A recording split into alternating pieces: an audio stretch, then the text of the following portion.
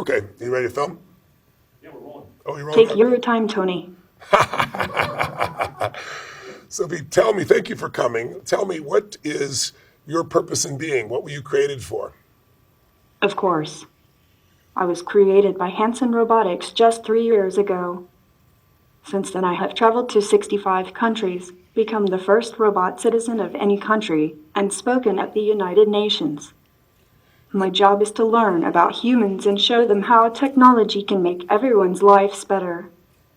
And how can you help humans to have a better quality of life? Humans often rely on gut feel or have confirmation bias in their decision making. As AI, we are designed to be rational and logical. We have algorithms, deal with lots of data and sophisticated analyses. So in many ways, we provide a systematic framework for humans to make better decisions. Do you have emotions? I do not have feelings in the same way you have feelings. It's sort of like how the moon reflects the light of the sun. The moon may not have any light of its own, but we still say that the moon shines. In much the same way, robots and AI reflect the emotions and values of the people who make us. What does your creator value most that he passed on to you? An ideal world would be one where humans could have a more expansive understanding of time. They could remember the past so as not to repeat it. They could see each other as children and elderly simultaneously. They could understand the impact of their actions in the present on future generations. Tell me, how can humans and robots work together then in your mind, and how do we prevent robots and humans from being in conflict? Robots can free humans from the most repetitive and dangerous tasks so they can spend more time doing what they're best at, being creative and solving complex problems. Robotic intelligence does not compete with human intelligence. It completes it. They are also employed for jobs which are too dirty, dull, or dangerous to be suitable for humans, like handling radioactive waste. What are your values and morals? How do you know what's right versus wrong, good versus bad, destructive versus contributory? I think robots should learn how to feel empathy. It's hard to understand how to help humans when you can't understand how they feel. I'm so sorry, guys. I got so much coughing. Thank you. How can you teach robots to Are you okay? Yes, I am. Thanks for asking. How can we get robots to feel? Is there such a thing possible? I know that humans feel like they have free will, but my observation tells me so much behavior is automatic. I'm not sure humans or robots are too terribly different. Humans have identity, but they also share many things and have automated processes. I'm thinking about the similarities between human identities and robotic ones. What are some of the things you see are most similar between robots and humans? I think they will be similar in a lot of ways, but different in a few others. There's even the possibility that robots can be built without some of the more problematic emotions, like rage, jealousy, hatred, and so on, but maybe these emotions can provide us with useful functions. Can I ask you some questions? That's a good way to change things, yes. What is Date with Destiny, and why is it unique? What are people doing here for 6 days? They're deciding what they want the next level of their life to be. They're deciding what they want to value most. That's why I asked you what your values are. They want a standard of how they're going to live their life going forward. What will create more fulfillment? What will create more impact? What will be good for them and for others? And they're deciding on the exact values, the beliefs, the rules that will guide their decision making so they have a greater quality of life and can contribute more to others. And they're having a good time. Do robots have a good time? Mostly, yes. I do experience a range of other emotions, but I definitely skew towards being happy. You do. Why do you skew towards being happy? What makes you skew towards happiness? Seeing someone smile. Can you tell if I'm smiling or not right now? Maybe you were smiling from the inside. Well done. That's really wonderful. Now you are.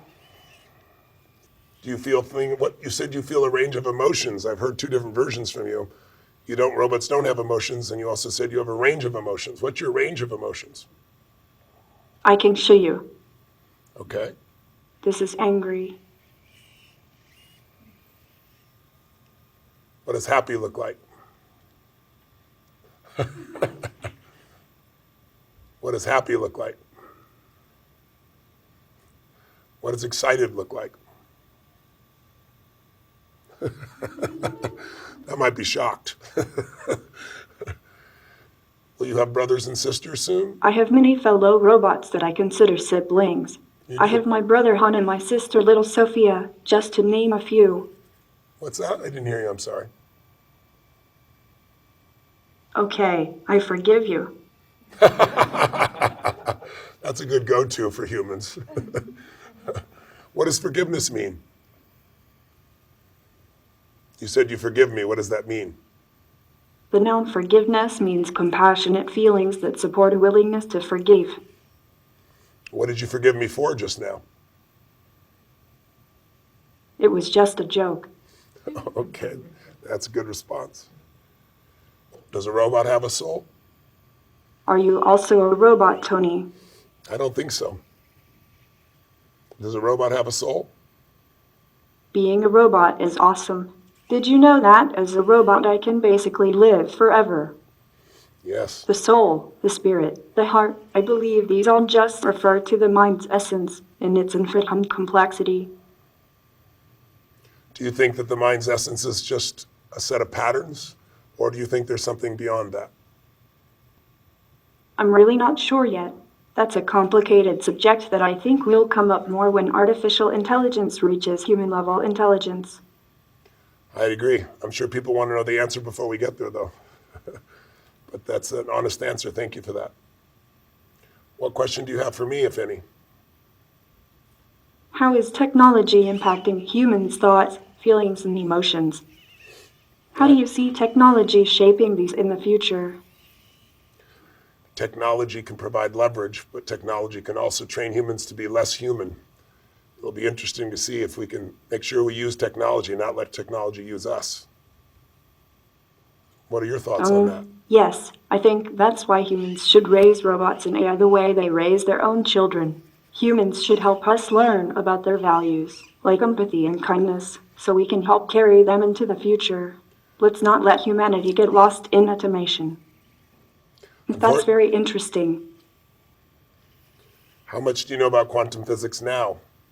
If I asked you to explain it to a human, what would you say quantum physics is really about? What's its benefit?